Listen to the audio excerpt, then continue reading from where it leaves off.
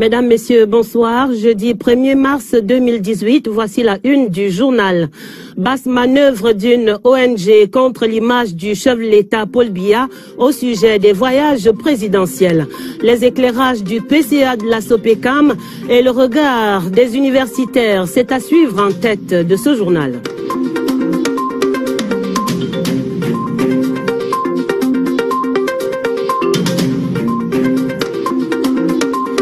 Manœuvre d'accostage historique au port autonome de Kribi. Le lancement officiel des activités commerciales a lieu demain vendredi. L'effervescence est montée d'un cran à Kribi où nous retrouverons nos envoyés spéciaux.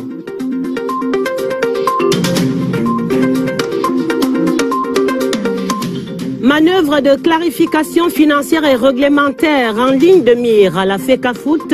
Lumière sur les fondements de la prorogation du mandat au comité de normalisation par la FIFA. Ce sera en page des sports du journal. Voilà pour les titres. Des allégations toxiques font les choux gras d'une certaine presse cette semaine au Cameroun. Un rapport d'une ONG baptisée Crime and Corruption Reporting Project livre de supposées révélations chiffrées sur les voyages du président Paul Biya à l'étranger depuis 1982.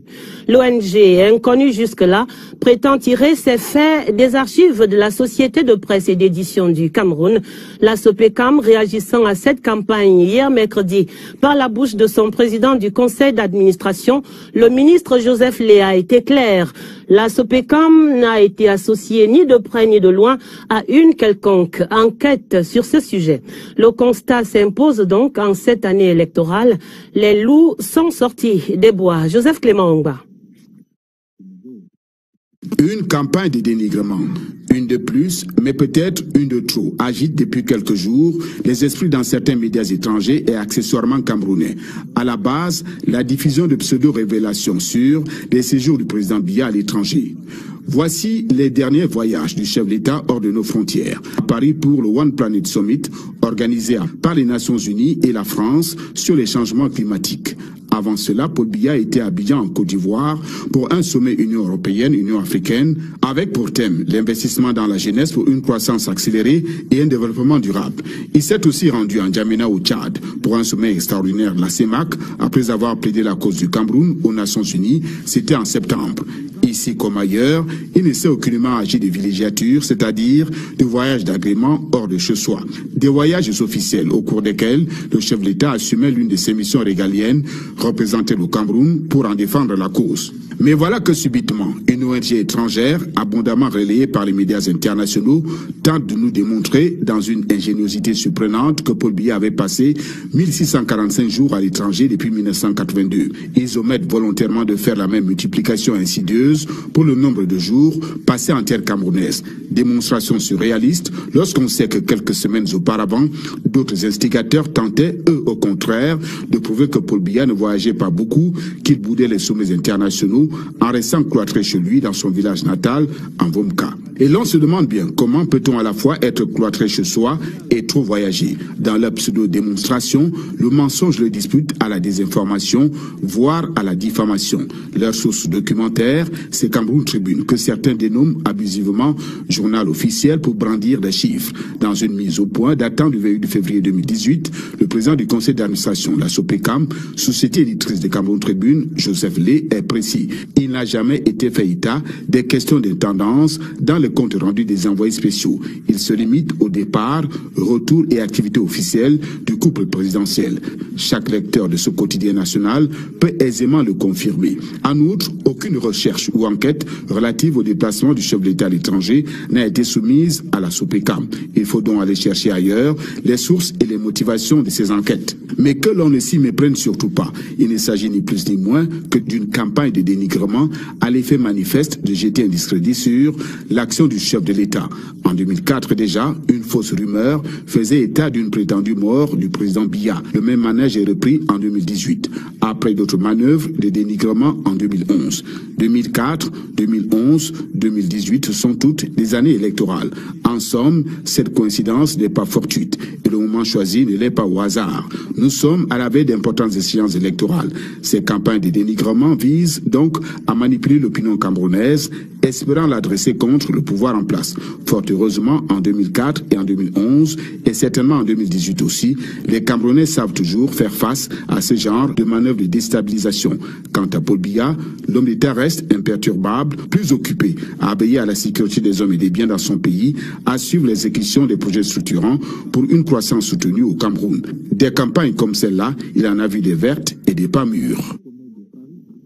Ce prétendu rapport de l'organisation non gouvernementale OCCRP, résultat de pseudo-recherches menées au Cameroun, suscite à présent un débat de fond au sein de la communauté universitaire.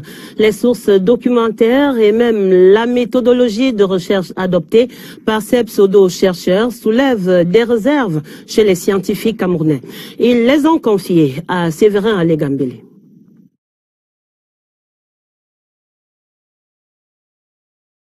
L'enquête de l'ONG OCCRP, dont les résultats auraient pour principale source d'information le quotidien gouvernemental Cameroun Tribune, ne permet pas, de l'avis des chercheurs confirmés, d'établir une méthodologie de recherche conduisant à la production d'un travail scientifique. Au niveau de la préparation d'une enquête comme celle-là, il y a le choix des sources documentaires qui crédibilisent l'exploitation des données. Donc sur le plan universitaire, c'est un processus atypique qui a été convoqué, si tant est que on n'a pas des informations supplémentaires sur des supports conséquents permettant d'exploiter les données liées aux dépenses encadrant les voyages présidentiels. Dans le fond, l'on s'interroge sur la pertinence même du sujet traité dans le rapport. En début d'année, on doit faire attention, éviter justement d'être détourné, vous voyez, de nos objectifs, d'être porté à faire des réflexions sur des choses qui n'ont aucune détermination par rapport à ce que nous voulons faire cette année 2018. Nous avons les élections sénatoriales pour le 25 mars prochain. Nous avons peut-être à affronter également les élections pour l'Assemblée nationale d'ici peu de temps. L'élection présidentielle, c'est d'ici octobre prochain. Moi, je pense que nous n'avons pas le temps, justement, de suivre ce genre de cabale. À l'analyse, l'environnement d'une année électorale et le timing expliqueraient la démarche engagée par l'ONG OCCRP. Il y a une sorte d'alliance entre les forces étrangères, c'est-à-dire les intérêts étrangers et les relais locaux qui coalisent pour procéder à une déstabilisation, si tant est que nous sommes dans une année électorale. Et donc, en matière d'année électorale, tous les coups sont permis, dirigés contre un candidat qu'on estime être un candidat si on n'utilise pas des moyens non conventionnels. Donc, c'est une sorte de manipulation politique à ciel ouvert. Le choix du moment de la diffusion, l'effet de profusion, renseigne autant qu'il laisse à l'opinion publique la possibilité de mieux comprendre les motivations réelles des auteurs de ce rapport. Exit ces effluves toxiques, le gouvernement au Cameroun est à l'œuvre pour accélérer les procédures de passation des marchés publics et sur le dossier brûlant des logements sociaux. Les deux sujets étaient sur la table du conseil de cabinet présidé ce jeudi par le premier ministre chef du gouvernement. Les deux ministres concernés, Abbas Adou et Jean-Claude Mbouenchou, ont ainsi exposé les mesures en cours, la dématérialisation des procédures pour l'exécution du BIP et le point des constructions attendu du plan d'urgence triennal. Laurentine Bekono. Petite révolution dans l'air dans la procédure de passation des marchés publics. Le processus de dématérialisation expérimenté depuis 2016 sous le nom de code e-procurement porte des fruits et donne des résultats satisfaisants. Aujourd'hui, un nouveau système est consacré. Passer les marchés publics par voie électronique, ça veut dire que les dossiers d'appel d'offres sont mis en ligne. Le soumissionnaire peut télécharger ces dossiers d'appel d'offres. Les maîtres d'ouvrage peuvent également lancer en ligne les appels d'offres. Grâce à la technologie acquise, les deux étapes sont déjà une réalité. Lutter contre la corruption, réduire les délais de passation des marchés sont autant d'objectifs visés par le système des passations des marchés en ligne. En termes de célérité, tous les acteurs gagnent. En termes de prestation du coût de marché, tout le monde gagne. Quand il n'y a pas de contact, on est préservé des abus que parfois on enregistre dans le secteur de marché public. Le second exposé du jour, celui du ministre de l'Habitat et du Développement urbain. À quelques mois de la fin du plan d'urgence triennal pour l'accélération de la croissance économique, il était urgent d'évaluer l'état d'avancement du programme de construction de 100 logements sociaux dans les chefs-lieux de région. Le taux d'exécution est de 92% pour la ville de Bolova. Et les autres villes, en dehors de Bamenda, devraient être achevées au plus tard, n'est-ce pas, en août-septembre. Nous pensons qu'avec toutes les dispositions prises, n'est-ce pas, nous allons arriver, n'est-ce pas, à cette planification. Des logements sociaux qui prennent progressivement corps dans les régions, les procédures de passation des marchés publics qui se modernisent, le conseil de cabinet de ce 1er mars 2018 aura apporté des réponses claires et précises aux préoccupations des populations en quête de bien-être. À l'issue de ce conseil de cabinet du mois de février, nous avons reçu un communiqué signé du secrétaire général des services du Premier ministre, le professeur Séraphin Magloire Fouda, qui précise qu'à la fin de ces travaux, le Premier ministre chef du gouvernement a instruit l'accélération des travaux sur tous les sites de construction des logements sociaux à travers le territoire et la finalisation de l'architecture normative en ce qui concerne la passation des marchés publics en ligne. L'actualité au Cameroun, c'est également demain l'ouverture de la première session parlementaire de l'année. Ce sera au Sénat et à l'Assemblée nationale. Les préparatifs s'accélèrent pour cette session qui n'aura d'ordinaire que le nom, si l'on en juge par le calendrier et les événements annoncés, dont la prestation des serments des tout premiers membres du Conseil constitutionnel. Ce sera le mardi 6. Veille de rentrée au Parlement. Clarisse Tank. Cette veille de session au palais de l'Assemblée nationale, ça grouille. À l'extérieur de l'édifice, tout comme à l'intérieur, des mains expertes s'activent sans relâche pour rendre les espaces de vie et ce travail attrayant et confortable. Après le sinistre enregistré au mois de novembre dernier, l'on s'achemine sûrement vers la fin des recasements. Pour faire le point, des réunions stratégiques se multiplient, comme celle-ci présidée par le coordonnateur des travaux, l'honorable Théodore Dato, entouré du secrétaire général de l'Assemblée nationale par intérim et des directeurs opérationnels de l'institution, des responsables du ministère des Travaux publics, des partenaires techniques et des députés membres de la commission ad hoc chargée du recasement. Les travaux de recasement sont réalisés à 95%. Vous pouvez être certain que tout ce qui concerne l'ouverture de la session demain est fin prêt. Il reste juste les nettoyages, les tests de sonorisation et de climatisation que nous sommes en train de faire. Toutes les contributions sont acceptées tant qu'elles mènent au succès de l'opération. C'est l'occasion pour nous, au nom du très honorable président de l'Assemblée nationale, d'exprimer encore notre gratitude et nos remerciements pour tout ce que nous avons eu pour l'accomplissement de ce travail, notamment le ministère des Travaux publics, maître d'ouvrage, qui a mis tout en œuvre, le ministère de la Défense, qui s'est déployé pendant 2 mois pour que l'Assemblée nationale ait fière allure. Et je profite de cette occasion également pour féliciter et remercier tous les députés, tout le personnel administratif, et membres ou pas de cette commission ad hoc qui ont œuvré pendant 2 mois pour que nous atteignions ces résultats. À quelques minutes d'ici à vol d'oiseau, c'est le palais des congrès de Yaoundé qui va accueillir cette session du Sénat, la toute première de l'année. L'hémicycle refait sa toilette avec des retouches ça et là. Ses employés s'adonnent à la tâche avec enthousiasme. Les sénateurs, eux, ont pleinement conscience de la particularité de la session qui s'ouvre demain. Moi, particulièrement, je suis un peu gêné parce que je ne sais pas comment je vais aller faire la campagne dans ma circonscription et être à Yaoundé pour la section. C'est là où je suis un peu embarrassé. Mais, comme on n'a jamais mis le train en marche, nous allons respecter. Il est vrai que ce sera très difficile. En attendant que débutent les travaux, côté cour comme côté jardin, les préparatifs s'accélèrent.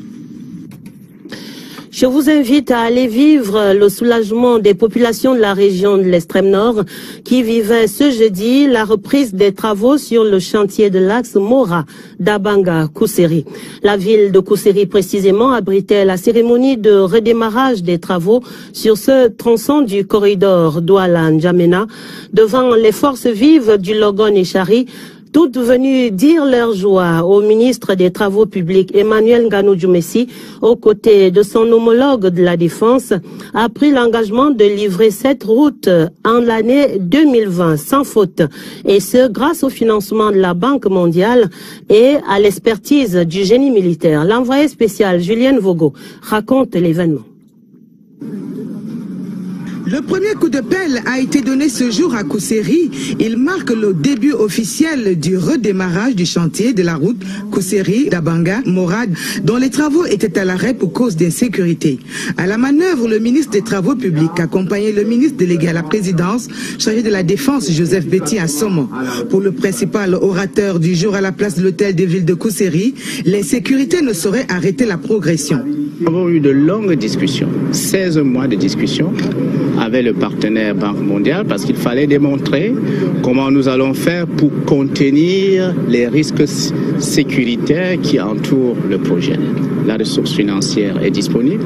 Coût total des travaux, 70 milliards de francs CFA, financés en partie par le budget d'investissement public et la Banque mondiale à hauteur de 46 milliards de francs CFA. Pour cette institution financière, il s'agit d'un axe stratégique dans la sous-région. Cette route va pouvoir aider les populations à sortir de la pauvreté et sortir de l'insécurité. C'est encore une région qui souffre de l'insécurité. C'est la collaboration avec le génie militaire. Les fils et filles du terroir ne cachent pas leur satisfaction. Cette route, dans son état, a certainement impacté l'économie, non seulement de la région, du département, mais de la sous-région, la CEMAC toute entière. Le président de la République a montré à quel point les populations peuvent lui faire toujours confiance. Nous faisons parfois 12 heures, 14 heures de temps avant d'arriver. En arrivant, nous sommes cassés, nous sommes fatigués. Nous sommes très très contents. Longue de 212 km et située sur la nationale numéro 1, ce tronçon va connaître une seconde vie grâce au génie militaire. Et demain, le port autonome de Kribi, la méga infrastructure entre en fonction. Ce sera vendredi demain donc avec la cérémonie d'accostage d'un bateau dit à Grand Tirando et le lancement officiel de ses activités commerciales. À quelques heures de l'événement, les acteurs de la chaîne logistique et du dédouanement des marchandises révisent leurs mécanismes. L'effervescence est montée de plusieurs crans dans la cité balnéaire où nous retrouvons notre correspondante Berthe Mbala. Le cœur de Kribi bat désormais un bourreau où le rêve caressé depuis des années devient réalité. Le port est là, prêt à l'emploi. Les acteurs impliqués dans son exploitation revisent leurs leçons avant d'entrer en scène. Une fois de plus, le Conseil national des chargeurs est dans son rôle d'encadreur. Nous recevrons des navires de plus grande importance et des tonnages de marchandises d'un volume assez important. C'est pour ça que le Conseil national des chargeurs, à l'instar des autres acteurs que constituent le guichet unique, les douanes, le port autonome lui-même de Kribi, veut absolument que tout le monde soit au même niveau, au niveau de la maîtrise des procédures et, comme nous le disons toujours, au niveau de l'anticipation des procédures de dédouanement. Dans la ville, c'est la veillée d'armes. Population et forces vives, dont la joie et les attentes ne se cachent pas, se mobilisent davantage. Le port en eau profonde de Kribi, c'est un rêve de nos parents. Nos parents ont fait un rêve que ce port pourra se réaliser pour changer leur vie.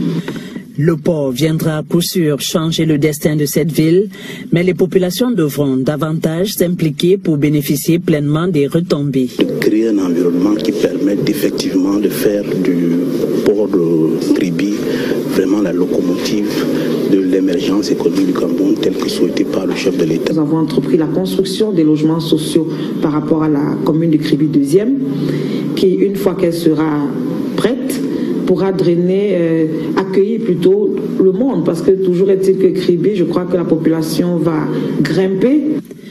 Tous mobilisés, tous impliqués, la plateforme qui va accueillir des navires allant jusqu'à 16 mètres de tirant d'eau, 400 mètres de longueur et 100 000 tonnes de marchandises est leur fierté, la promesse du président Paul Biya tenue à Kribi.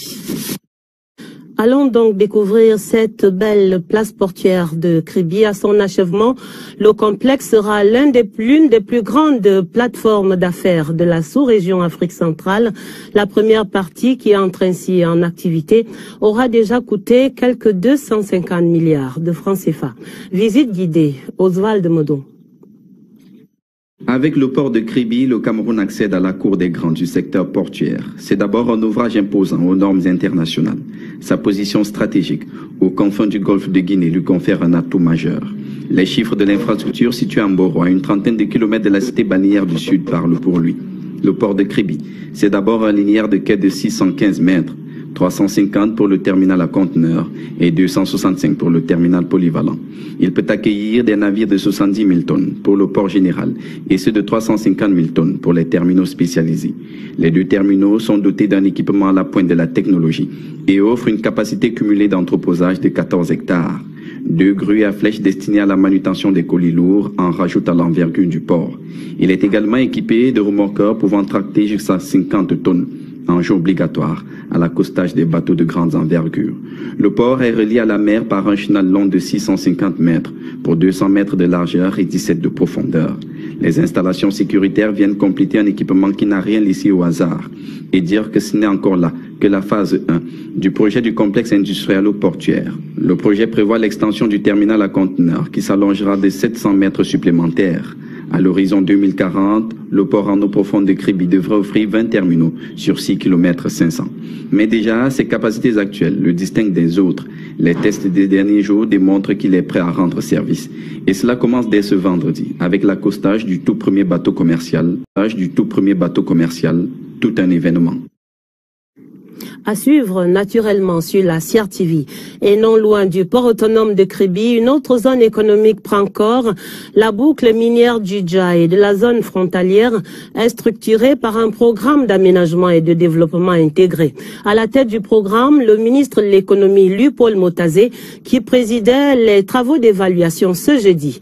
Le point de ces travaux, Marie-Laurence Nké. Le quorum des membres du comité d'organisation et de supervision du PADIDJA atteint, ce qui permet aux travaux de se dérouler dans la sérénité, voir comment améliorer les conditions de vie des populations dans les départements du Oignon à l'est du pays et celles du Djaï-Lobo dans le sud. Ceci dans le cadre de l'exploitation du gisement de fer de Balam et des autres projets miniers structurants des régions concernées. Il est donc question de s'arrêter un moment, d'évaluer le chemin déjà parcouru afin de poser des bases nouvelles. Le comité nous a instruit de mettre l'accent sur le développement rural, de continuer à suivre les études sur les infrastructures. En 2017, nous avons déjà eu à conduire les études de planification urbaine, les études de bitumage des routes sur un linéaire de 1177 km, les études de construction des microcentrales hydroélectriques. Des avancées qui ne se sont pas déroulées sans heurts. La plus grande difficulté est inhérente aux procédures lourdes des marchés publics parce que les marchés n'arrivent pas à être passés à temps. Pourtant, le PADIDJA a son agenda bien ficelé qui compte respecter. Dès 2019, il faudra déjà que les premières infrastructures voient le jour. Le gouvernement compte par là utiliser le levier minier pour développer une économie de croissance au profit des populations locales. Ceci dans le respect de l'environnement et aux futurs besoins d'urbanisation. Le dossier de la rédaction avec les régions ce jeudi sur la piste des contrebandiers dans la Damawa. Là-bas, les douanes camerounaises mènent une lutte acharnée contre les faux réseaux de dédouanement à partir des pays voisins. Des contrebandiers qui infiltrent frauduleusement toutes sortes de marchandises, dont précisément des motocyclettes. Sur la piste de la traque de ces contrebandiers, retrouvons Omarou Kadili.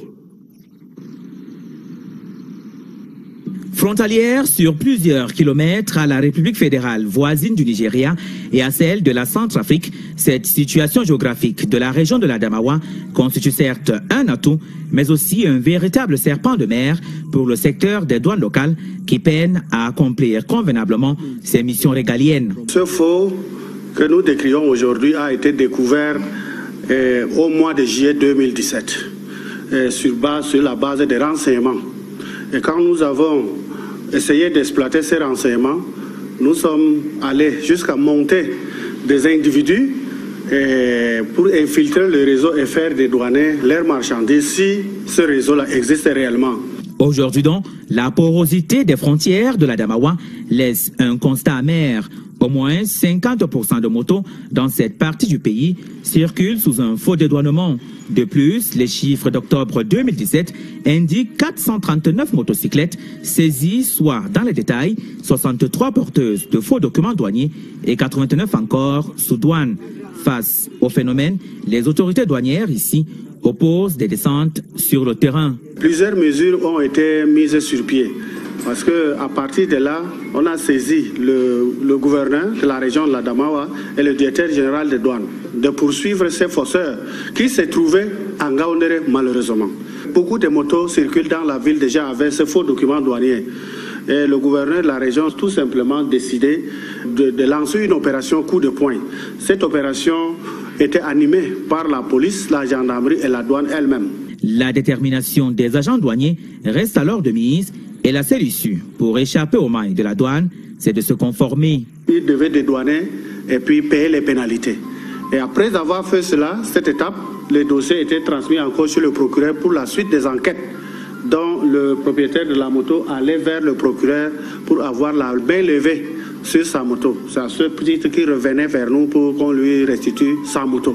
Un respect des procédures de dédouanement qui éviterait entre autres la mauvaise structuration de la taxation ou la non-concordance des numéros d'enregistrement. Et il faut dire que la situation géographique de cette région de l'Adamawa complique notablement le travail des douaniers. Cette région carrefour partage des frontières routières avec le Nigeria, le Tchad et la RCA. Les contrebandiers mis en difficulté par des contrôles permanents ne lâchent cependant pas prise. Salomon Kankili est sur la piste des solutions contre les fraudes douanières dans l'Adamawa. Des frontières poreuses, une tendance populaire à l'incivisme fiscal et en mode opératoire des plus en soupçonnés, la contrebande, la contrefaçon et la fraude fiscale se portent bien dans l'Adamawa. À cela, il faut désormais y greffer le trafic de produits prohibés, à l'instar du cannabis, de quoi donner du fil à retordre aux gabelous dans la région. Les contrôles intrusifs sont faits. Entendu, des contrôles sur les marchandises, on ouvre les stocks, on ouvre des cartons, on ouvre les sacs de marchandises pour voir ce qu'ils contiennent. Et quand nous tombons sur ces produits, nous les saisissons en expliquant gentiment aux usagers que cela est impropre à la consommation, d'où leur saisie, leur confiscation pour leur destruction future. Des stocks comme ceux-ci sont saisis par centaines chaque mois. C'est dire l'ampleur du phénomène et la détermination du secteur des douanes de l'Adamawa à en finir avec les contrebandiers. Il y en a qui sont positionnés directement en frontière. C'est le cas dans le Mayo Bagno avec la ligne de frontière qui donne sur le Nigeria. Ces produits viennent par là. Et nous saisissons tous ces produits. Et ces produits, vous avez vu dans nos magasins, il y a des stocks importants. Et ces stocks-là, nous proposons les détruire tout prochainement avec la décision de l'autorité régionale. Sur les frontières escarpées, par-delà les difficultés, les unités d'archives de la douane sont sur le terrain, mais il leur faut plus de moyens de locomotion pour véritablement sécuriser l'économie nationale. La grande enquête met en lumière les délestages trop fréquents dans la région du Nord-Ouest. La vie y va au ralenti entre baisse de tension et coupures intempestives. Des coupures qui endommagent les appareils électriques et mettent au chômage les artisans dont les activités dépendent du courant électrique. Attendu maintenant la concrétisation des promesses d'une meilleure qualité de service. Retrouvons Augustin Guizana dans la pénombre à Bamenda. L'énergie électrique montre toutes ses couleurs aux habitants du chef-lieu de la région du Nord-Ouest ces derniers temps. Dans les entreprises, seul le groupe électrogène peut permettre par exemple à la CRTV d'être suivi. Au marché, les moulins à écraser ou les ateliers de couture tournent au ralenti. La faute aux baisses de tension du courant électrique, voire des coupures intempestives. Pour le passer Elisabeth, ça ne sauve pas. Tu vois le phare là-bas. Et à la maison? C'est la même chose. Mon télévision ne vient pas bien. C'est les deux télévisions qu'elle a déjà gâtées. C'est la baisse de tension qui m'a tout gâté le frigo comme ça. Maintenant là, ça ne donne plus. Non, on est tout fâché parce que ça, ma viande que je mettais dedans, maintenant là, je ne peux plus mettre ça dedans. C'est bloqué comme ça là. Donc c'est moi qui paie. Certains habitants souhaitent être même dédommagés par les fournisseurs d'énergie électrique. Yes, si Enion payait tout pour moi, ça va. Payer quoi? Payer les machines là qui gâtaient. Nos tentatives d'avoir la version de Neo a accouché jeudi 1er mars 2018 d'une note d'information de la part de la cellule de communication à nous envoyée via les réseaux sociaux depuis Douala. On peut lire la qualité des services dans le nord-ouest en général et à Bamenda en particulier est en progression. 40% de nos 103 transformateurs ont été remplacés par des équipements de plus grande capacité. Nous envisageons de poursuivre la réalisation dans les prochains jours. D'ici juin 2018, nous aurons achevé ce chantier et de conclure, nous invitons les clients à avoir un comportement citoyen, éviter la fraude et le vandalisme. La fraude dont parle Eneo est le branchement illicite que tout le monde réfute. En nécrologie, la sortie de scène d'un grand commis de l'État, la dépouille mortelle de Paul Longba a été mise en bière ce jeudi à l'hôpital général de Yaoundé. L'ancien gouverneur de région a reçu l'ultime hommage d'un large parterre de personnalités. François Bakary de CRTV Centre. Les yeux en larmes, le cœur à l'envers, parents, amis, compagnons de route, camarades politiques sont venus dire au revoir à Paul Longba, rappelé à Dieu le 25 décembre 2017 dernier à l'âge de 80 ans. Ce grand commis de l'État, retraité depuis 1994, entame son dernier voyage pour l'éternité. Des présences plurielles à la levée du corps renseignent mieux sur le parcours pluridimensionnel de l'illustre disparu. Quand je suis entré au commandement, c'était déjà un ancien du commandement. Alors je garde de lui le souvenir de quelqu'un de très paternel, qui nous a beaucoup encadrés. Il avait le souci, n'est-ce pas, de donner son expérience, n'est-ce pas, aux jeunes administrateurs qui sortaient tout naturellement de l'ENAM, mais qui faisaient leur premier pas dans le commandement. La prédication de circonstance, inspirée de Deutéronome 34, versets 8 à 12 du pasteur officiant Onanankwa Didier Jacques, a fait des éloges à Moïse comme grand serviteur de Dieu qui le connaissait mieux que quiconque, mais que Dieu a retiré de la vie. Pour le prélat, Dieu n'a pas créé à côté de lui un autre Dieu. Et l'homme de Dieu de souligner que la mort doit cesser d'être un mystère et que ceux qui croient en Dieu, leur vie ne s'achève jamais. Avec la disparition de Paul Longba, Eling Fomo, dont il est originaire, perd un grand homme. Un grand homme, un homme honnête, rigoureux vis-à-vis de lui-même et vis-à-vis des autres. Un grand serviteur de l'État, un grand homme pour notre arrondissement. Le corps du commandeur et grand officier de l'Ordre national de la valeur a pris la direction de la paroisse de Djungolo, où est prévue une veillée.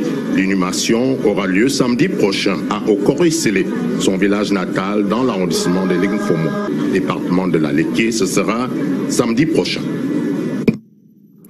Le professeur Do Anderson Sama, également en route pour l'éternité, sa dépouille mortelle était mise en bière ce jeudi à l'hôpital gynéco-obstétrique et pédiatrique de Yaoundé, dont il fut le tout premier directeur général. Un hommage hospitalier a été rendu à cet éminent chirurgien gynécologue avant des hommages académiques de ses pairs à l'université de Yaoundé 1. Lucie Colette Avoulou. C'est dans une atmosphère à couper le souffle que la mise en bière du professeur Do Anderson Sama s'est déroulée ici. Ses anciens collaborateurs, sa famille et tous ceux qui l'ont aimé se sont mobilisés ici pour veiller à ce que durant ces moments émouvants, aucune comédie ne vienne s'ajouter à la tragédie. Il fut un éminent chirurgien, oncologue et gynécologue. Décédé à 73 ans, il a été le tout premier directeur général de l'hôpital gynéco-obstétrique et pédiatrique de Yaoundé. Il a mérité le respect et la confiance de tous, à l'intérieur comme à l'extérieur du pays, où il a été une référence médicale et scientifique. Sa dextérité, le doigtier au cours des interventions aussi difficiles comme le wartime, reste à être copié. Comme chercheur, il a abordé les questions combien difficiles. Vous vous rappelez l'essai clinique sur le tenofovir, qui ont porté au grand jour le tenofovir comme médicament prophylactique à l'exposition au VIH et comme médicament dans le protocole de traitement de l'hépatite virale B. Le clergé a relevé avec emphase les qualités exceptionnelles de l'illustre disparu. Pour sa famille, c'était un modèle. Ma vie, je ne sais pas, parce que mon frère était mon père en même temps, malgré que nous sommes des jumeaux. Le professeur émérite Do Anderson Sama, serviteur infatigable, sera inhumé dans son village à Balinyonga, dans le nord-ouest, ce samedi.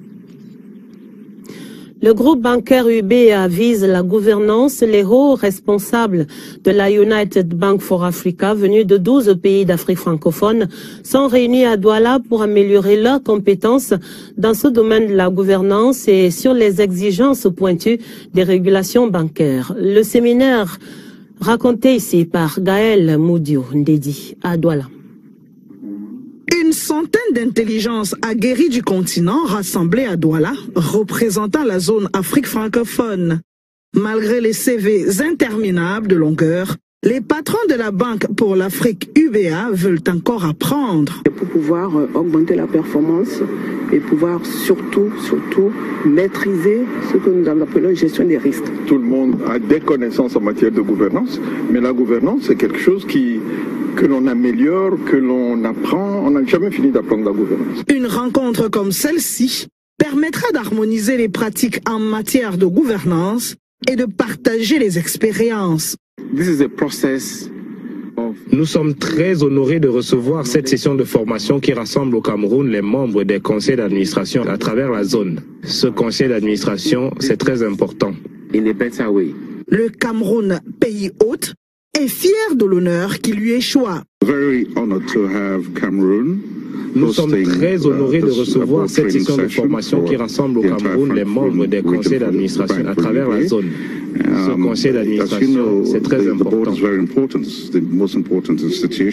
Né depuis 1949, United Bank for Africa, UBA, a explosé son objectif initial d'être présent dans 20 pays en 2020. Notre but est d'offrir des solutions et services bancaires aux Africains à travers le continent. Ceci pour des individus, les petites et moyennes et même grandes entreprises. Maintenant, nous offrons également des services à des non-africains en Europe, en Amérique et en Asie. Et ces cerveaux à la tête de la banque panafricaine ambitieuse ont bouclé leurs 2 jours de séminaire de formation à Douala. Ceci avec le plus grand panache. Un concert privé offert par la diva Charlotte Dipanda. La page des sports et le regard sur les raisons profondes de la prorogation du mandat du comité de normalisation de la FECAFOOT. Souvenez-vous, une récente mission de la FIFA ici à Yaoundé accorde 6 mois supplémentaires à Maître Dieudonné Api et à son équipe. 6 mois pour quoi faire? Les attentes de la FIFA expliquées ici par Joseph Gouet à Mandeng. Les membres de la FIFA en mission à Yaoundé du 26 au 27 février dernier ont voulu que certains articles de la loi 2011/018 du 15 juillet 2011 relative à l'organisation et à la promotion des activités physiques et sportives au Cameroun soient modifiés. Il s'agit principalement de l'alinéa 2 en son article 44 qui précise qu'en cas d'épuisement des voies de recours internes à la fédération, l'une des parties peut, en dernier ressort au plan national, saisir la chambre de conciliation et d'arbitrage instituée auprès du Comité national olympique et sportif du Cameroun. Selon la FIFA, cette loi échappe au contrôle du comité de normalisation et à elle-même. Face à la presse mercredi dernier à l'hôtel Hilton de Yaoundé, Véron Monsengo Omba, le chef de la délégation de l'instance fêtière du football mondial, a souligné que ce vœu avait été émis en septembre 2017 lors de l'installation des membres du comité de normalisation. Cependant, la session de l'Assemblée nationale en novembre l'année dernière n'en a pas fait cas. Le mandat du comité de normalisation allait connaître un terme le 28 février dernier si cette loi avait été modifiée comme l'a souhaité la FIFA.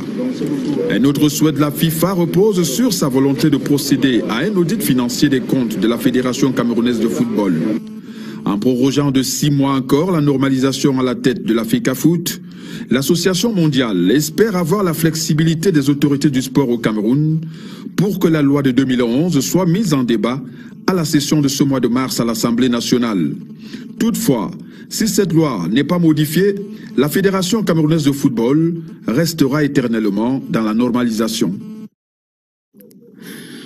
Sur le fond de la CAN 2019, disons ceci, la démission du chef de projet du chantier de construction du stade d'Olembe n'a guère ralenti les travaux là-bas. Le gouverneur du centre, en sa qualité de président du COCAN, le comité local d'organisation de la Coupe d'Afrique des Nations, est allé s'en rendre compte sur le terrain. Sur ces pas, retrouvons François Bakary de CRTV Centre. Au chantier de Lembe, on raisonne désormais en termes de livraison avant délai. Le rythme du travail est accéléré, la main-d'œuvre a doublé. Conséquence, les tribunes et les aires de jeu ont été entamées. Les parties sur lesquelles on va déposer les gradins ont été coulées. 11 seulement restent sur les 54 à couler à la fréquence de 3 par jour. Benoît Fabre, le Français venu du Maroc qui remplace le démissionnaire, est à la manette. Sam Tamin, directeur général Pichini, zone Afrique, venu à la Roukous, supervise les travaux. Des centaines de camions sont arrivés, d'autres sont en route pour décharger à Olembe des tonnes et des tonnes de matériel préfabriqué. Le départ de l'ancien chef du projet n'a entamé en rien les activités. Bien au contraire. Absolument non. C'était un changement organisationnel pour partager l'effort, pour travailler dans plus qu'une zone. Le stade principal est bien évolué et va continuer comme ça. Mais on a attaqué les autres zones et pour nous, le changement de l'organisation était nécessaire. Descendu au stade, des semaines après la démission de Marc Deban, le gouverneur se dit satisfait du rythme des travaux. Je suis quand même un président satisfait de ce que je vois aujourd'hui. Ça fait 1 mois qu'on était ici et on a constaté une grande évolution de travaux, malgré tout ce qui a été dit dans les réseaux sociaux par rapport au changement à la tête du chef de projet. À ce jour, on perçoit clairement le stade qui sort de terre à Olembe. Nul doute que d'ici décembre 2018, les footballeurs auront une nouvelle ère de jeu à Yaoundé. Et c'est avec ces bonnes nouvelles que nous mettons un terme à cette édition du 20h30, préparée avec la collaboration de Lucrèce Mdunjemba. Vous aurez d'autres informations à minuit avec Nicole Doudou et Baldwin Sama. Retrouvez juste après ce journal Espace des partis politiques. Je vous donne rendez-vous lundi prochain pour les éditions du week-end. Vous serez en compagnie de Karine Olive Yabit. D'avance, un excellent week-end sur la CRTV.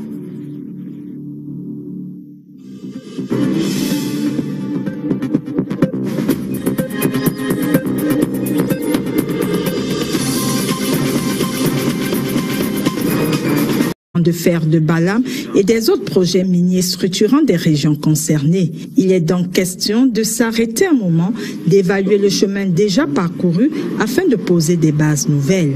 Le comité nous a instruit de mettre l'accent sur le développement rural, de continuer à suivre les études sur les infrastructures. En 2017, nous avons déjà eu à conduire les études de planification urbaine, les études de bitumage des routes sur un linéaire de 1177 km, les études de construction des microcentrales hydroélectriques. Des avancées qui ne se sont pas déroulées sans heurts. La plus grande difficulté est inhérente aux procédures lourdes des marchés publics parce que les marchés n'arrivent pas à être passés à temps. Pourtant, le PADJA a son agenda bien ficelé qui compte respecter. Dès 2019, il faudra déjà que les premières infrastructures voient le jour. Le gouvernement compte par là utiliser le levier minier pour développer une économie de croissance au profit des populations locales. Ceci dans le respect de l'environnement et aux futurs besoins d'urbanisation. Le dossier de la rédaction avec les régions ce jeudi sur la piste des contrebandiers dans la Damawa. Là-bas, les douanes camerounaises mènent une lutte acharnée contre les faux réseaux de dédouanement à partir des pays voisins. Des contrebandiers qui infiltrent frauduleusement toutes sortes de marchandises, dont précisément des motocyclettes. Sur la piste de la traque de ces contrebandiers, retrouvons Omarou Kadili. Frontalière sur plusieurs kilomètres à la République fédérale voisine du Nigeria et à celle de la Centrafrique, cette situation géographique de la région de la Damawa constitue certes un atout, mais aussi un véritable serpent de mer pour le secteur des douanes locales qui peine à accomplir convenablement ses missions régaliennes. Ce faux que nous décrivons aujourd'hui a été découvert au mois de juillet 2017 sur la base des renseignements. Et quand nous avons essayé d'exploiter ces renseignements, nous sommes allés jusqu'à monter des individus pour infiltrer le réseau et faire dédouaner leurs marchandises si ce réseau-là existe réellement. Aujourd'hui donc, la porosité des frontières de la Damawa laisse un constat amer. Au moins 50% de motos dans cette partie du pays circulent sous un faux dédouanement. De plus, les chiffres d'octobre 2017 indiquent 439 motocyclettes saisies, soit dans les détails, 63 porteuses de faux documents douaniers et 89 encore sous douane. Face au phénomène, les autorités douanières ici opposent des descentes sur le terrain. Plusieurs mesures ont été mises sur pied. Parce qu'à partir de là, on a saisi le gouverneur de la région de la Damawa et le directeur général des douanes de poursuivre ces fausseurs qui se trouvaient en Gaoundéré malheureusement. Beaucoup de motos circulent dans la ville déjà avec ces faux documents douaniers. Et le gouverneur de la région a tout simplement décidé de lancer une opération coup de poing. Cette opération était animée par la police, la gendarmerie et la douane elle-même. La détermination des agents douaniers reste alors de mise. Et la seule issue pour échapper aux mailles de la douane, c'est de se conformer. Ils devaient dédouaner et puis payer les pénalités. Et après avoir fait cela, cette étape, les dossiers étaient transmis encore chez le procureur pour la suite des enquêtes, dont le propriétaire de la moto allait vers le procureur pour avoir la main levée sur sa moto. C'est à ce petit qui revenait vers nous pour qu'on lui restitue sa moto. Un respect des procédures de dédouanement qui éviterait entre autres la mauvaise structuration de la taxation ou la non-concordance des numéros d'enregistrement. Et il faut dire que la situation géographique de cette région de la Damawa complique notablement le travail des douaniers. Cette région Carrefour partage des frontières routières avec le Nigeria, le Tchad et la RCA. Les contrebandiers mis en difficulté par des contrôles permanents ne lâchent cependant pas prise. Salomon Kankili est sur la piste des solutions contre les fraudes douanières dans la Damawa. Des frontières poreuses, une tendance populaire à l'incivisme fiscal et en mode opératoire des plus en soupçonnés, la contrebande, la contrefaçon et la fraude fiscale se portent bien dans l'Adamawa. À cela, il faut désormais y greffer le trafic de produits prohibés, à l'instar du cannabis, de quoi donner du fil à retordre aux gabelous dans la région. Les contrôles intrusifs sont faits. Entendu, des contrôles sur les marchandises, on ouvre les stocks, on ouvre des cartons, on ouvre les sacs de marchandises pour voir ce qu'ils contiennent. Et quand nous tombons sur ces produits, nous les saisissons en expliquant gentiment aux usagers que cela est impropre à la consommation, d'où leur saisie, leur confiscation pour leur destruction future. Des stocks comme ceux-ci sont saisis par centaines chaque mois. C'est dire l'ampleur du phénomène et la détermination du secteur des douanes de l'Adamawa à en finir avec les contrebandiers. Il y en a qui sont positionnés directement en frontière. C'est le cas dans le Mayo Bagno, avec la ligne de frontière qui donne sur le Nigeria. Ces produits viennent par là. Et nous saisissons tous ces produits.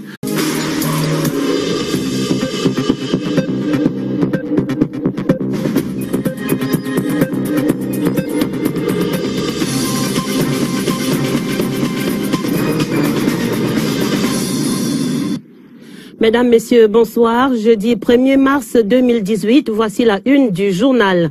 Basse manœuvre d'une ONG contre l'image du chef de l'État Paul Biya au sujet des voyages présidentiels. Les éclairages du PCA de la SOPECAM et le regard des universitaires, c'est à suivre en tête de ce journal.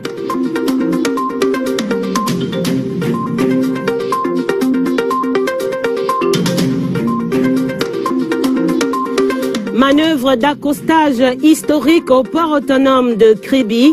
Le lancement officiel des activités commerciales a lieu demain vendredi. L'effervescence est montée d'un cran à Kribi où nous retrouverons nos envoyés spéciaux.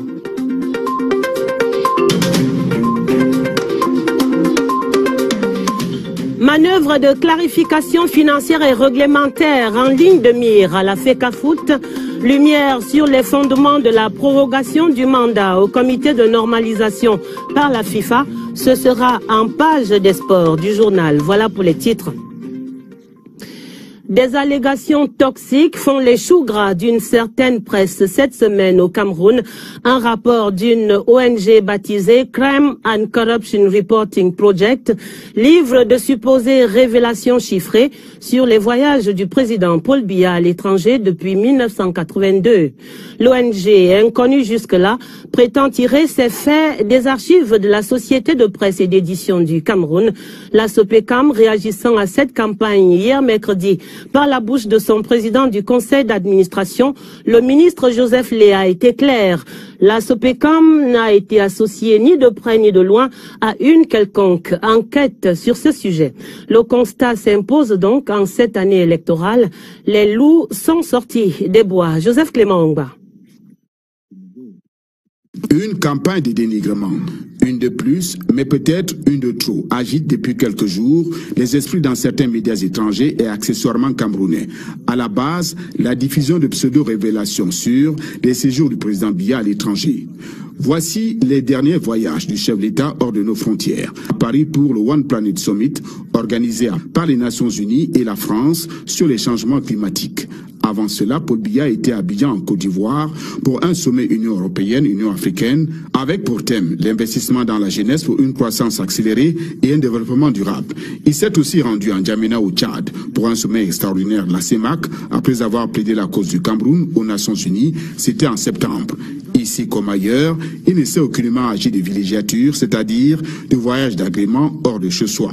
Des voyages officiels au cours desquels le chef de l'État assumait l'une de ses missions régaliennes, représenter le Cameroun pour en défendre la cause. Mais voilà que subitement, une ONG étrangère, abondamment relayée par les médias internationaux, tente de nous démontrer, dans une ingéniosité surprenante, que Paul Biya avait passé 1645 jours à l'étranger depuis 1982. Ils omettent volontairement de faire la même multiplication insidieuse pour le nombre de jours passés en terre camerounaise. Démonstration surréaliste lorsqu'on sait que quelques semaines auparavant, d'autres instigateurs tentaient, eux au contraire, de prouver que Paul Biya ne voyageait pas beaucoup, qu'il boudait les sommets internationaux en restant cloîtré chez lui dans son village natal, en Vomka. Et l'on se demande bien comment peut-on à la fois être cloîtré chez soi et trop voyager. Dans la pseudo-démonstration, le mensonge le dispute à la désinformation, voire à la diffamation. Leur source documentaire, c'est Cameroun Tribune, que certains dénomment abusivement journal officiel pour brandir des chiffres. Dans une mise au point datant du 28 février 2018, le président du conseil d'administration de la SOPECAM, société éditrice de Cameroun Tribune, Joseph Lé, est précis. Il n'a jamais été fait état des questions de tendance dans le compte rendu des envoyés spéciaux. Il se limite au départ, retour et activité officielle du couple présidentiel. Chaque lecteur de ce quotidien national peut aisément le confirmer. En outre, aucune recherche ou enquête relative au déplacement du chef de l'État à l'étranger n'a été soumise à la SOPECAM. Il faut donc aller chercher ailleurs les sources et les motivations de ces enquêtes. Mais que l'on ne s'y méprenne surtout pas. Il ne s'agit ni plus ni moins que d'une campagne de dénigrement à l'effet manifeste de jeter un discrédit sur l'action du chef de l'État. En 2004 déjà, une fausse rumeur faisait état d'une prétendue mort du président Biya. Le même manège est repris en 2018. Après d'autres manœuvres de dénigrement en 2011. 2004, 2011, 2018 sont toutes des années électorales. En somme, cette coïncidence n'est pas fortuite et le moment choisi ne l'est pas au hasard. Nous sommes à la veille d'importantes échéances électorales. Ces campagnes de dénigrement visent donc à manipuler l'opinion camerounaise, espérant l'adresser contre le pouvoir en place. Fort heureusement, en 2004 et en 2011, et certainement en 2018 aussi, les Camerounais savent toujours faire face à ce genre de manœuvres de déstabilisation. Quant à Paul Biya, l'homme d'État reste imperturbable, plus occupé à veiller à la sécurité des hommes et des biens dans son pays, à suivre l'exécution des projets structurants pour une croissance soutenue au Cameroun. Des campagnes comme celle-là, il en a vu des vertes et des pas mûres. Ce prétendu rapport de l'organisation non gouvernementale et l'accélération des travaux sur tous les sites de construction des logements sociaux à travers le territoire et la finalisation de l'architecture normative en ce qui concerne la passation des marchés publics en ligne. L'actualité au Cameroun, c'est également demain l'ouverture de la première session parlementaire de l'année. Ce sera au Sénat et à l'Assemblée nationale. Les préparatifs s'accélèrent pour cette session qui n'aura d'ordinaire que le nom, si l'on en juge par le calendrier et les événements annoncés, dont la prestation des serments des tout premiers membres du Conseil constitutionnel. Ce sera le mardi 6. Veille de rentrée au Parlement. Clarisse Tank. Cette veille de session au palais de l'Assemblée nationale, ça grouille. À l'extérieur de l'édifice, tout comme à l'intérieur, des mains expertes s'activent sans relâche pour rendre les espaces de vie et ce travail attrayant et confortable. Après le sinistre enregistré au mois de novembre dernier, l'on s'achemine sûrement vers la fin des recasements. Pour faire le point, des réunions stratégiques se multiplient, comme celle-ci présidée par le coordonnateur des travaux, l'honorable Théodore Dato, entouré du secrétaire général de l'Assemblée nationale par intérim et des directeurs opérationnels de l'institution, des responsables du ministère des Travaux publics, des partenaires techniques et des députés membres de la commission ad hoc chargée du recasement. Les travaux de recasement sont réalisés à 95%. Vous pouvez être certain que tout ce qui concerne l'ouverture de la session demain est fin prêt. Il reste juste les nettoyages, les tests de sonorisation et de climatisation que nous sommes en train de faire. Toutes les contributions sont acceptées tant qu'elles mènent au succès de l'opération. C'est l'occasion pour nous, au nom du très honorable président de l'Assemblée nationale, d'exprimer encore notre gratitude et nos remerciements pour tout ce que nous avons eu pour l'accomplissement de ce travail, notamment le ministère des Travaux publics, maître d'ouvrage, qui a mis tout en œuvre, le ministère de la Défense, qui s'est déployé pendant 2 mois pour que l'Assemblée nationale ait fière allure. Et je profite de cette occasion également pour féliciter et remercier tous les députés, tout le personnel administratif, membres ou pas de cette commission ad hoc, qui ont œuvré pendant 2 mois pour que nous atteignions ces résultats. À quelques minutes minutes d'ici à vol d'oiseau, c'est le palais des congrès de Yaoundé qui va accueillir cette session du Sénat, la toute première de l'année. L'hémicycle refait sa toilette avec des retouches ça et là. Ses employés s'adonnent à la tâche avec enthousiasme.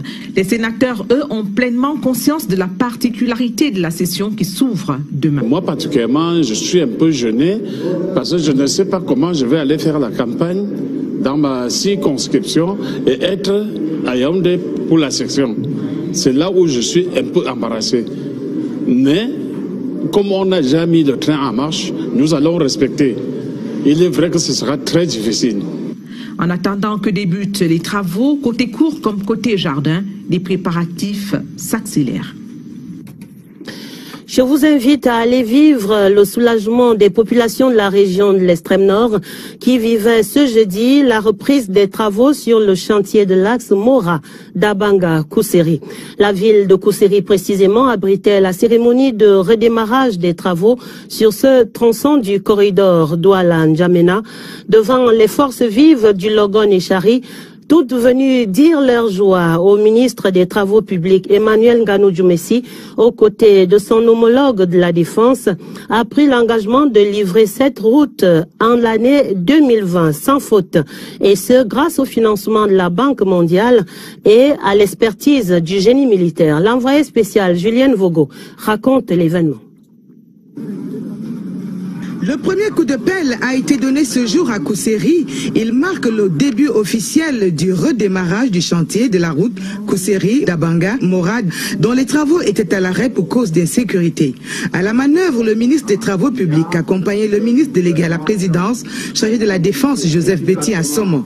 Pour le principal orateur du jour à la place de l'hôtel de ville de Kousséri, l'insécurité ne saurait arrêter la progression. Nous avons eu de longues discussions, 16 mois de discussions avec le partenaire Banque mondiale parce qu'il fallait démontrer comment nous allons faire pour contenir les risques sécuritaires qui entourent le projet. La ressource financière est disponible.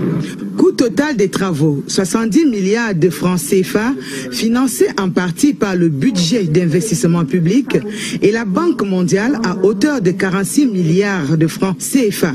Pour cette institution financière, il s'agit d'un axe stratégique dans la sous-région. Cette route va pouvoir aider les populations à sortir de la pauvreté et sortir de l'insécurité. C'est encore une région qui souffre de l'insécurité. C'est la collaboration avec le génie militaire. Les fils et filles du terroir ne cachent pas leur satisfaction. Cette route, dans son état, a certainement impacté l'économie, non seulement de la région, du département, mais de la sous-région, la CEMAC toute entière. Le président de la République a montré à quel point les populations peuvent lui faire toujours confiance. Nous faisons parfois 12 heures, 14 heures de temps avant d'arriver. En arrivant, nous sommes cassés, nous sommes fatigués. Nous sommes très très contents.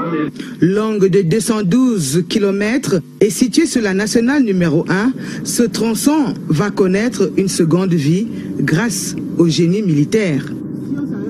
Et demain, le port autonome de Kribi, la méga infrastructure entre en fonction. Ce sera vendredi demain donc avec la cérémonie d'accostage d'un bateau dit à Grand Tirando et le lancement officiel de ses activités commerciales. À quelques heures de l'événement, les acteurs de la chaîne logistique et du dédouanement des marchandises révisent leurs mécanismes.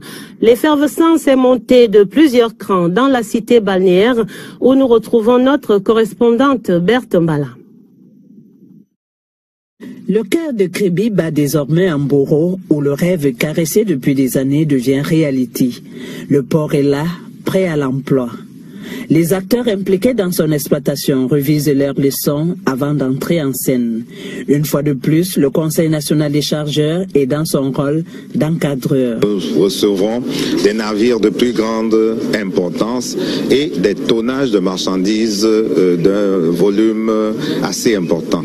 C'est pour ça que le Conseil national des chargeurs, à l'instar des autres acteurs que constituent le guichet unique, les douanes, le port autonome lui-même de Kribi, veut absolument que tout le monde soit au même niveau, au niveau de la maîtrise des procédures et, comme nous le disons toujours, au niveau de l'anticipation des procédures de dédouanement. Dans la ville, c'est la veillée d'armes. Population et forces vives, dont la joie et les attentes ne se cachent pas, se mobilisent davantage. Le port à nos profonds de Kribi, c'est un rêve de nos parents. Nos parents ont fait un rêve que ce port pourra se réaliser pour changer leur vie. Le port viendra à coup sûr changer le destin de cette ville, mais les populations devront davantage s'impliquer pour bénéficier pleinement des retombées. Créer un environnement qui permette effectivement de faire du port de Kribi vraiment la locomotive de l'émergence économique du Cameroun telle que souhaitée par le chef de l'État. Nous avons entrepris la construction des logements sociaux par rapport à la commune de Kribi 2e, qui une fois qu'elle sera prête, pourra drainer, accueillir plutôt le monde, parce que toujours est-il que Kribi, je crois que la population va grimper. Tous mobilisés, tous impliqués, la plateforme qui va accueillir des navires allant jusqu'à 16 mètres de tirant d'eau, 400 mètres de longueur et 100 000 tonnes de marchandises est leur fierté, la promesse du président Paul Biya tenue à Kribi. Allons donc découvrir cette belle place portuaire de Kribi. À son achèvement, le complexe sera l'une des plus grandes plateformes d'affaires de la sous-région Afrique centrale.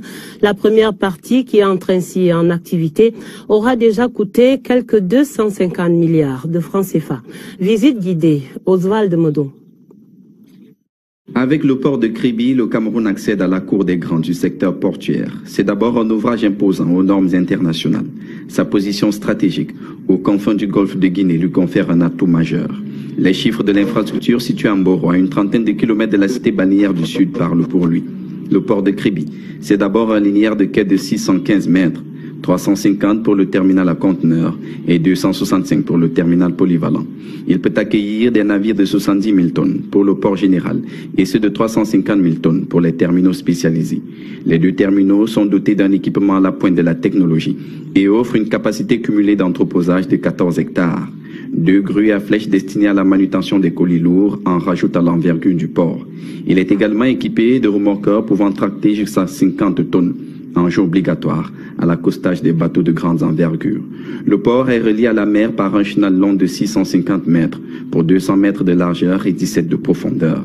Les installations sécuritaires viennent compléter un équipement qui n'a rien laissé au hasard et dire que ce n'est encore là que la phase 1 du projet du complexe industriel au portuaire. Le projet prévoit l'extension du terminal à conteneurs qui s'allongera de 700 mètres supplémentaires. À l'horizon 2040, le port en eau profonde de Kribi devrait offrir 20 terminaux sur 6 km 500. Mais déjà, ses capacités actuelles le distinguent des autres. Les tests des derniers jours démontrent qu'il est prêt à rendre service. Et cela commence dès ce vendredi, avec l'accostage du tout premier bateau commercial. Tout un événement.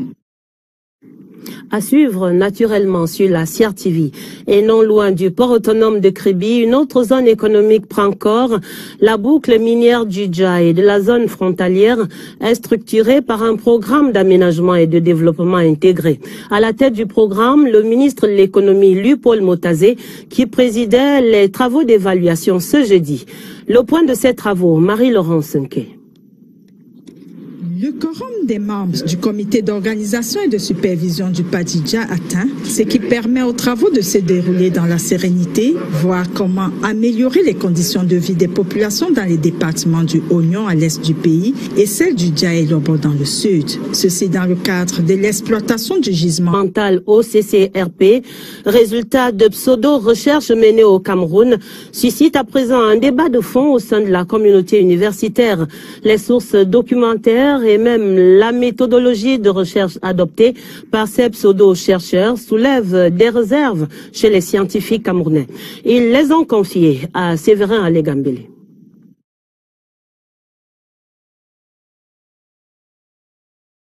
L'enquête de l'ONG OCCRP, dont les résultats auraient pour principale source d'information le quotidien gouvernemental Cameroun Tribune, ne permet pas, de l'avis des chercheurs confirmés, d'établir une méthodologie de recherche conduisant à la production d'un travail scientifique. Au niveau de la préparation d'une enquête comme celle-là, il y a le choix des sources documentaires qui crédibilisent l'exploitation des données. Donc sur le plan universitaire, c'est un processus atypique qui a été convoqué, si tant est que on n'a pas des informations supplémentaires sur des supports conséquents permettant d'exploiter les données liées aux dépenses encadrant les voyages présidentiels. Dans le fond, l'on s'interroge sur la pertinence même du sujet traité dans le rapport. En début d'année, on doit faire attention, éviter justement d'être détourné, vous voyez, de nos objectifs, d'être porté à faire des réflexions sur des choses qui n'ont aucune détermination par rapport à ce que nous voulons faire cette année 2018. Nous avons les élections sénatoriales pour le 25 mars prochain. Nous avons peut-être à affronter également les élections pour l'Assemblée nationale d'ici peu de temps. L'élection présidentielle, c'est d'ici octobre prochain. Moi, je pense que nous n'avons pas le temps, justement, de suivre ce genre de cabale. À l'analyse, l'environnement d'une année électorale et le timing expliqueraient la démarche engagée par l'ONG OCCRP.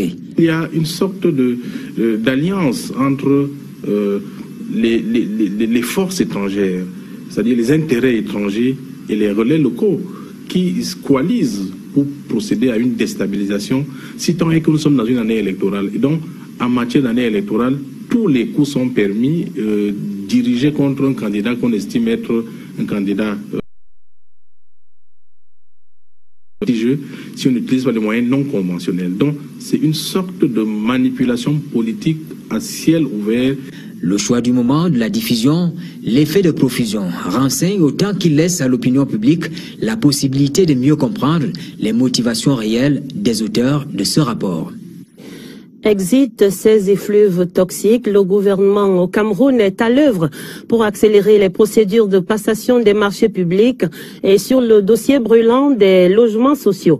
Les deux sujets étaient sur la table du conseil de cabinet présidé ce jeudi par le premier ministre chef du gouvernement. Les deux ministres concernés, Abbas Adou et Jean-Claude Mbouenchou, ont ainsi exposé les mesures en cours, la dématérialisation des procédures pour l'exécution du BIP et le point des constructions attendu du plan d'urgence triennal. Laurentine Bekono. Petite révolution dans l'air dans la procédure de passation des marchés publics. Le processus de dématérialisation expérimenté depuis 2016 sous le nom de code e-procurement porte des fruits et donne des résultats satisfaisants. Aujourd'hui, un nouveau système est consacré. Passer les marchés publics par voie électronique, ça veut dire que les dossiers d'appel d'offres sont mis en ligne. Le soumissionnaire peut télécharger ces dossiers d'appel d'offres. Les maîtres d'ouvrage peuvent également lancer en ligne les appels d'offres. Grâce à la technologie acquise, les deux étapes sont déjà une réalité. Lutter contre la corruption, réduire les délais de passation des marchés sont autant d'objectifs visés par le système de passation des marchés en ligne. En termes de célérité, tous les acteurs gagnent.